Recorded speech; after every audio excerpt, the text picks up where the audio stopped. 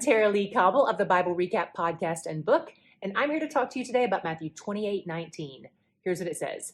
Therefore, go and make disciples of every nation, baptizing them in the name of the Father and of the Son and of the Holy Spirit. This is Jesus talking in this verse, and it's part of what's known as the Great Commission.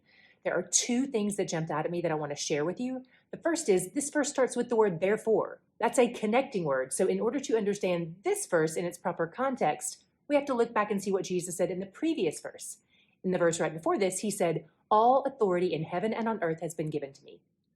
So Jesus lets them know, hey, I'm in charge, and here's what I want you to do.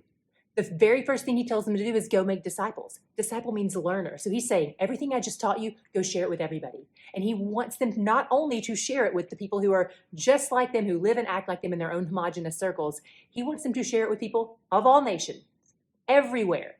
The truth must go everywhere.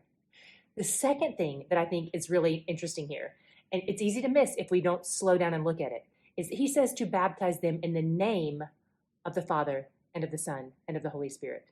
Singular name, and then he lists three persons. In the ancient Near East, a name represented your character and your will. So what's happening here in this little verse is that Jesus is really demonstrating the Trinity to us. He's letting us know that they are unified in character and in will, but they are distinct in personhood. That's huge. The Trinity is foundational to our faith, and it's just buried in this verse here, this little nugget of truth for us to grasp onto. They are identical in value and purpose, and they are unified in their actions toward humanity, but there are different ways they work out that unified purpose among the three persons of the Trinity. So when Jesus says to baptize in the singular name of these three persons, he's letting us know about a complex and beautiful aspect of who God is. So what does this mean for us today? We are still on this mission. We're still supposed to be about the Father's business, making disciples of all nations. Maybe you start in your own backyard. Maybe you're called to move abroad. But wherever your feet are planted today is where you should be making disciples. It's where the truth of God's great love and his rescue should go out to the people that you interact with. So I'm praying for you to have a divine appointment today.